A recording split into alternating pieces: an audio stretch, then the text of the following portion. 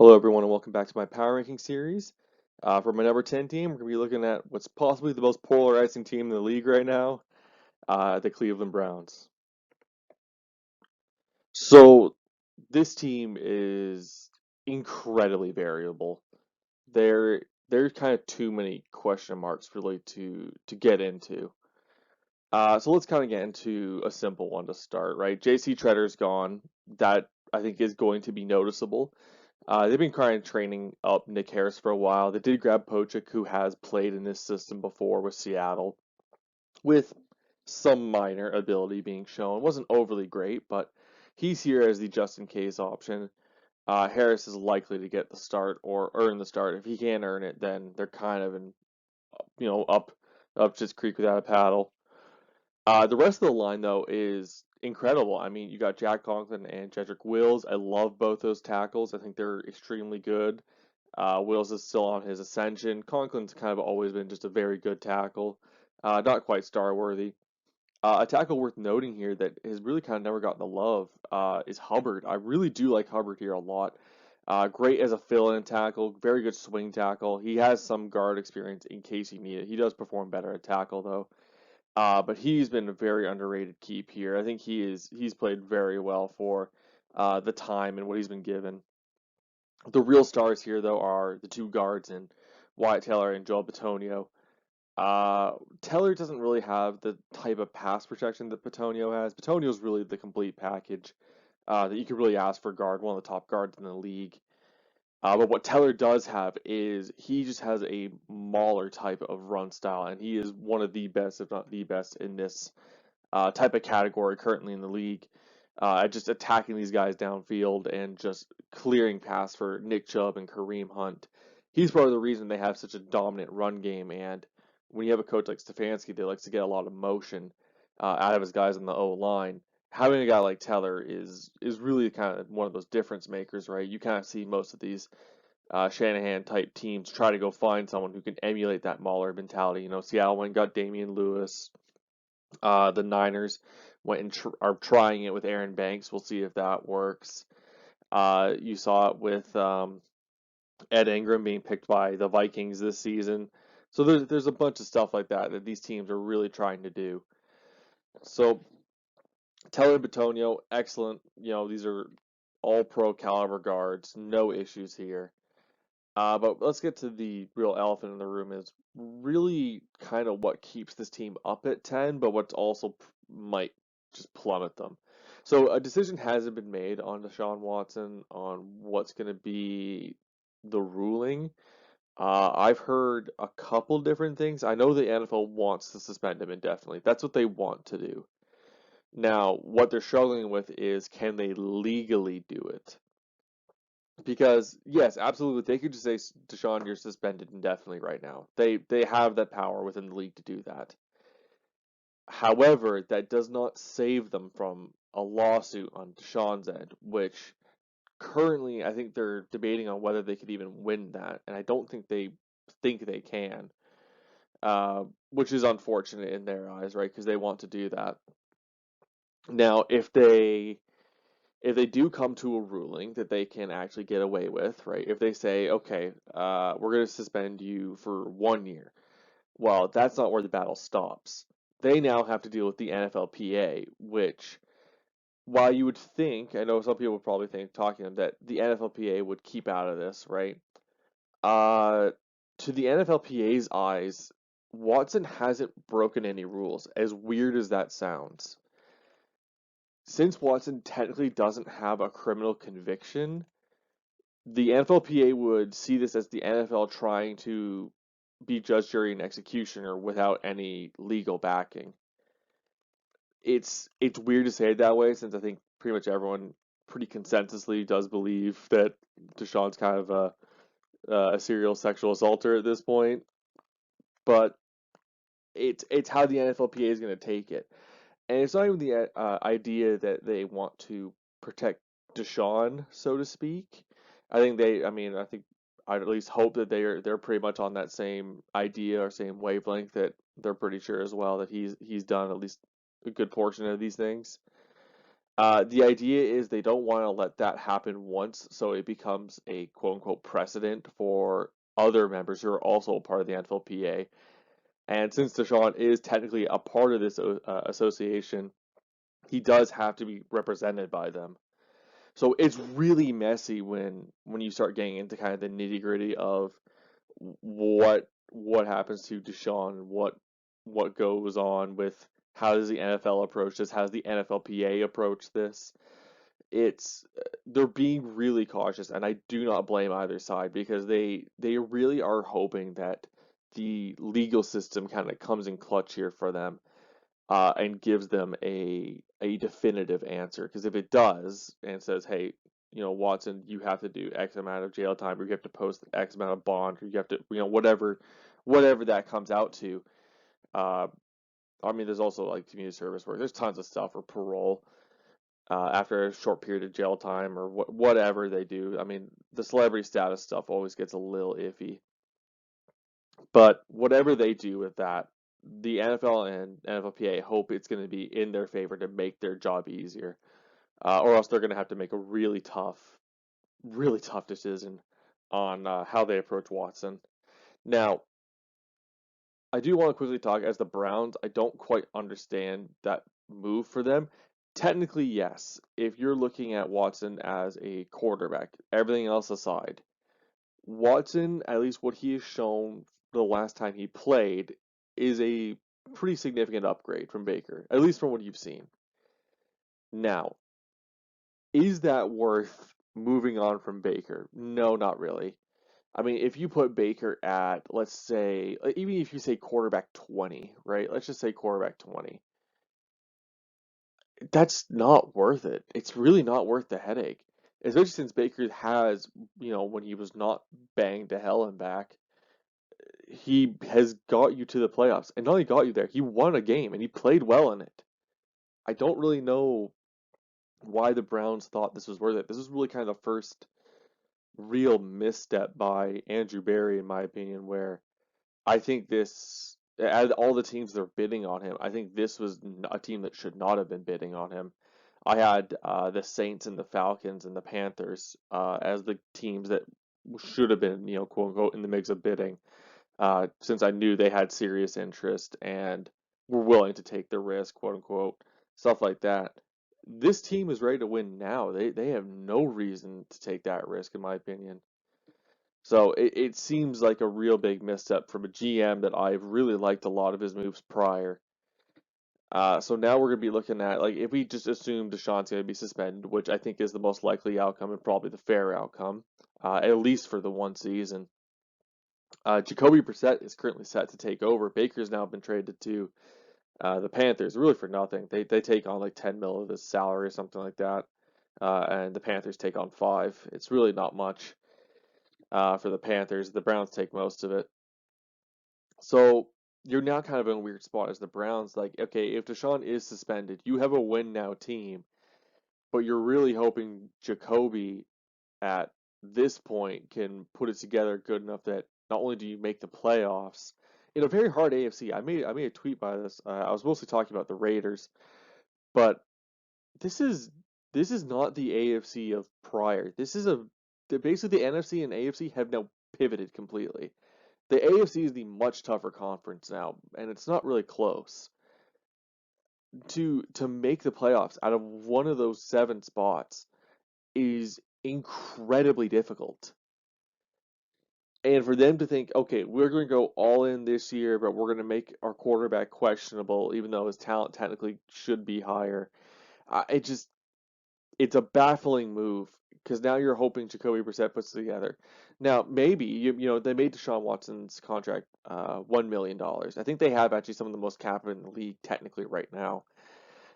But you want to hold on to some of that cap for rollover because you then now need to start considering what you're going to be paying Watson in the future. So you definitely need to hold some of it. So you can't go pay a stupid amount for another quarterback.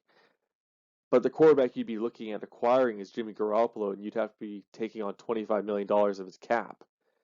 Maybe Jimmy takes a lesser deal. It's kind of like how what Baker did, where he cut his salary a little bit to help the Panthers slightly. So maybe you can cut Jimmy down to 20, but still, it's not.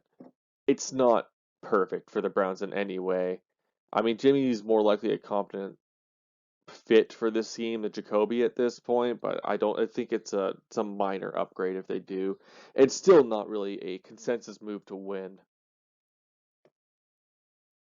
So I want to note Jakeem Grant here quickly. He's mostly here for gadget and special teams, but he is notable. I also want to note Schwartz here quickly as well. Youth and speed. He was 20 years old when they took him. One of the best testing numbers. He does fit this scheme well, very intriguingly. So you might see him used a little bit more as well. Now, for actual players, Amari Cooper, this was a phenomenal move by the Browns. This is again right back to Andrew Berry being very good right before the wide receiver market basically skyrockets. He trades a fifth for Amari Cooper, and he's paying Amari Cooper just almost as much as Christian Kirk is being paid by the Jags. And I would very much rather have Amari Cooper. I know some of the execs, I think this was talked about on the Rich Eisen show as well, were saying that if they knew that the wide receiver market was going to spike in this way, they would have sent like a third for Amari if they knew that this was going to spike this way. So the Browns got out like bandits there. Very good for them. Donovan Peoples-Jones, I really like him as kind of a deep threat. Him and Baker had some pretty good chemistry going deep. We'll see if that continues with whatever the quarterback is going to be here. David Bell was one of my ones to watch. Unfortunately, he didn't test. I knew he wasn't going to test well. I mentioned that when I was talking about his video that he has the talent of a first rounder, but his athletics is really what's kind of holding him back. And he tested worse than even what I thought he should have, which really is what's lowered his value. But David Bell's really a smart player. A lot of the guys at Purdue really liked him and liked his mentality, liked the way he approached the game and how he prepared for games. He's also very young. I think he's about to turn 21 as well, so one of the younger players coming out of this draft. I know the Browns, when they looked at him, really think that he could play in a way that Cooper Kupp plays, if that makes sense. Now Cup is a bit of a special player. He's an insane blocker. Not too many receivers coming out of the slot can actually block that way. Very accurate in the route running. He makes little adjustments in his routes very quickly. Got that really good chemistry with Stafford as well. So there's a lot of things, that make Cooper Cup Cooper Cup. But I think the goal is that they want to at least see if David Bell can do that. And there's a chance. I won't lie. I don't think it's an overly fantastic chance. But I like the player enough that I think it is worth the shot for the Browns, especially since they've seemed to struggle the most with kind of getting a slot going. When they were able to actually use Jarvis Landry in the way Jarvis Landry should be used, he was deadly for this team. So maybe getting a guy like David Bell might actually help them a little bit more. They've seen what the Rams have done with a guy like Cup, so maybe getting Bell going in that similar type of idea now that they have a mold of to what to use a player like this for, they should be able to get him going a lot more. Now, this is something Browns fans are talking about online. I was surprised this was the move the Browns did. They end up cutting Hooper to save some money. It's not a lot. You're taking a lot of cap hit over this year and next year, so you're really not saving much. In fact, you kind of gave Tennessee, their starting tight end that they really needed. Um, and you tag David Njoku, and not only did you tag him, you extended him, which is a huge vote of confidence going into this. I really like David Njoku. I mean, if you ever tuned into, my streams where I play in my sim league, I have used David Njoku 2 years in a row. I like him as a player. He fits what I like to do often offensively, and he does fit this offensive scheme really well. It's just that's a huge vote of confidence. One I would be uncomfortable taking. Now, I know from what I've seen, at least through online, Browns fans are super jazzed about this, and I don't think you're overly wrong to be jazzed about it at all. It's just the process is very awkward. It's not typically how this goes when you're transitioning tight ends or gonna pay a previous first round pick and cut a guy you invested in heavily. It's really just typically not how that goes, especially to make the David Njoku. I think he technically is in the top five paid tight ends, if I remember correctly, looking at that list. It's interesting. I don't know if David can live up to that, even though I like him as a player. That's a lot to pay a tight end, but we have seen the tight end market spike in recent times. We see a lot of these tight ends now getting tagged. So we'll see. Maybe this ends up being a good thing for the Browns in 2 years, if that market continues to skyrocket like the wide receiver market skyrockets, and it's not nearly as bad. Running back room here. I love basically every player they have. Nick Chubb and Kareem Hunt, they are the perfect 1-2 duo. Chubb's kind of your, grind out, run between the tackles, type of runner, very, Jim Brown-esque. I know a lot of the Browns fans love that. And then Kareem Hunt, also pretty hard to bring down. He can break a few tackles, but he's also excellent in the passing game. There is no stopping him in that aspect. So they pair really well. On the backside, you still have Dearness Johnson, who played really well. He was one of those guys in fantasy that I was recommending to a couple people before he went off. I said that's going to work really well. Demetric Felton, again, very interesting player, mostly a receiver. He was a conversion actually in college. There's a lot of creative things you can do with a guy like Demetric. You can get him on special teams as well, and he'll do a lot of work. So I assume him and Jakeem Grant are going to be doing some work together this off season before the season starts. And of course, one of my favorite running backs and a couple other analysts, upper end running back going into this last draft was Jerome Ford.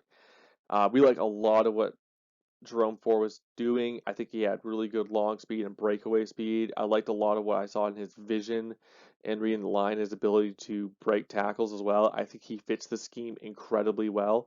And it's just yet another player that this team can add on. And like if Nick Chubb or Kareem Hunt are not available, Jerome Ford can fill in for Chubb while Felton fills in for Hunt, and Dearness Johnson's kind of your do it all. Like it's super easy to see how the Browns have prepared that backfield, uh, for in case of any emergency, break glass here. Okay, so I actually really like the linebacker depth here, but I really just can't reasonably put them on over some of the others, so I did have to leave them off. I do need to note JOK though. He's intriguing as a player. He's not your prototypical linebacker because he plays off most of the time. He's not sitting in Mike. But JOK is just special in the way his hips are, especially if you want to talk about player. He he has one of those natural abilities to be able to follow a lot of these, kind of over routes or the zig routes you'll see out of these tight ends now, in these West Coast offenses that we often see. And having a guy like him to possibly take those away is huge. And I've seen a lot of development as well coming out of him going into the draft. I never thought he should have fell as far as he did into the second round. The Browns were smart to come up and get him. I really like the career trajectory that JOK is showing. I think he might be one of these, lighter, athletic linebackers that we've seen in recent eras. I think he might be one of the few that actually really pans out well. Defensive line, this is really where things get iffy. We're talking about guys like Taven Bryan and Jordan Elliott. This is not reasonable for an interior. You're banking on a former first round pick that hasn't shown much, although it is in Jacksonville, who's gone through a lot of trials and tribulation. Elliott hasn't shown overly much on tape. He's been up and down, but he's really kind of getting his first start here now that most of the veterans are gone. The more intriguing interior piece here, I've talked about him a lot as well, when I was doing my draft content, is Perrion Winfrey. Extremely good athlete, hard to keep really in one place. He's very high energy, and it shows in his pass rush mostly. He is a relentless pass rusher. It I don't know how ready he'll be year one. It's really kind of a question of what I see in preseason. But Perrion Winfrey does have the athletic and ability makeup of what we see of a, all pro interior pass rushing defensive tackle, so to speak. I mean, I mean, Aaron Donald, of course, is always the highest end. He's kind of the anomaly. But there's guys like Javon Hargrave that is an insanely good pass rusher. That if you get Javon Hargrave out of Perrion Winfrey, I mean, you're ecstatic about it. Let's talk about the edge twos. Jadeveon Clowney is coming back here. He always kind of just played better in a 4-3 post the Texans era. Played, the same role in Seattle. He's mostly that run defending, early down edge player. I imagine Chase Winovich will switch on for pass rush downs. Clowney just, he had all the athletic makeup and ability. It just never clicked for him as much in the pass rush as you'd hope. But he'll actually add some upside in run defense here. So hopefully that should maybe alleviate some of the woes of the interior against run defense. Miles Garrett, I mean, what can you say? This is probably the best edge in football. It's close. There's guys like TJ Watt you could also throw in that conversation very easily. Max kind of coming off of that. He was up there. Both the Bosa brothers, of course, are still up there. I mean, Miles Garrett is a insanely good player. He's a freak athlete. He has the complete tool belt that you're asking. He was one of the most pro-ready defensive players I've seen kind of coming out. Everyone kind of knew he was going to be good, and he proved it very early on. So the Browns are very lucky to have his services. Defensive backs, I love what this backfield is. I love Grant Delpit and John Johnson III. I think they are an extremely good duo, very hard-hitting duo. They can be very variable in the way that they come up and down on a defensive front, very hybrid in that look. Ronnie Harrison was a very good steal for the Browns as well. He can fill in for either of those spots very easily. I don't think you're not really losing, especially for Delpit, who's kind of starting to come into his own. You're not losing too much of a role player if you have to switch to Harrison for a couple downs or for a couple games. On the cornerback front, you got guys like Martin Emerson, Greedy Williams. I mean, Greg Newsome the second, I was super high on in his draft. And of course, Denzel Ward is the athletic star. He's an insane, bump, bump and run man corner when you need him, with some really good athletics that are shown off in the run defense as well. I know there's that famous clip of him sliding under a DB to tackle a guy in the backfield. I mean, Ward does stuff like that all the time. If you actually go back to college, there's stuff like that where he comes down on these flat routes with a vengeance. You love when a corner plays like that. But you got guys like Greg Newsome the second. I think he's got great zone coverage instincts that showed all throughout his time at I think it was Northwestern if I remember correctly. I loved a lot of what Greg Newsome did. I think he will continue to be the cornerback two here. I think he's earned that. I think he's currently slotted in the slot, if I remember correctly, and I'm not against that. You can let Martin Emerson Jr., Greedy Williams compete for that outside. Both corners are very intriguing in their own right. Martin Emerson, more or less, is playing. I think he'll eventually take the slot role, if I'm entirely honest. But Greedy Williams is really nice on the outside. Super good man coverage corner as well, coming from LSU. Special teams and coaching. I said there was a notable special teamer here, and Jakeem Grant. He can really be a difference maker. For the rest of them, we got a lot of youth. Bajorquez coming from one of the worst special teams in the Packers. They'll be hoping to get their special teams on, righted ship here. We'll talk about them hopefully in a little bit. But Cade York, early draft pick, they're hoping he's going to be the answer for their kicking woes. That'll kind of be up in the air. Some of these kickers, even if they perform well in college, they don't transition overly well to the NFL. It's a different kind of pressure. So maybe even if he starts out slow, you hope you have a Nick Foles turnaround, or not Nick Foles, Nick Folk, pardon me. Kind of, you hope you don't get that. You get maybe uh, uh, I mean, let's just not hope for it. There's a couple guys, like I know the Raiders are able to get some guys swinging around, but the odds that they really swing a kicker if he goes bad here in the way Cleveland has built this team, I don't know if he can recover. But hopefully, Cade York is basically Evan McPherson, where he came out really swinging early. Now for coordinators, I'm okay with Van Pelt as an offensive coordinator. I think that's fine. Special teams and defensive coordinators, I'm still kind of iffy on. I don't really swing either way in terms of what they provide. Kevin Stefanski as a head coach, I I don't think he adds overly much. I like him as a mind, if that makes sense. I think as a offensive mind, you can see where he actually performs well.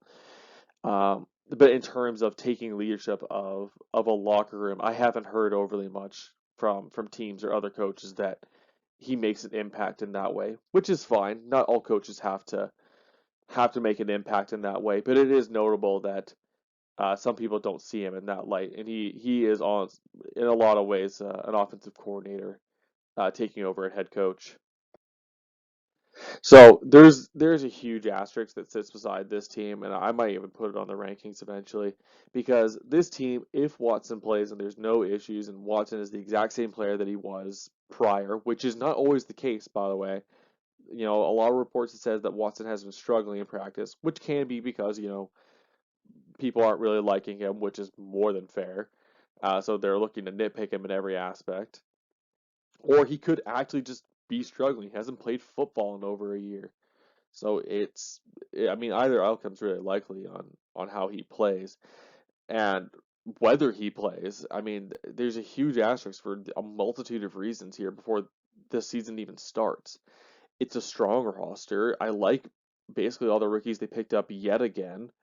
I think this team absolutely could compete now, and they have the potential to make a strong push while also, still accounting for the future. I mean, especially the Watson legal issues are really the biggest ones. There's a couple other issues I have noted, but that those legal issues and suspension could cause a bunch of issues for this team on its own. Like even if it's the suspension itself not hurting the team, just the looming weight of attention that Watson has brought to this team has crippled teams before in the past with less attention. Like it's just that pure attention or the questions or the mentality this team has or the trust that has to be built or maybe not be able to be built now from the players to the organization because they didn't agree with the move. It's a lot of weight to have on a team before training camp is even really fully kicked into gear. With that being said, I hope you all enjoyed the video. I know this is a long one, but there's a lot to talk about, and I hope to see you for the next one. Later.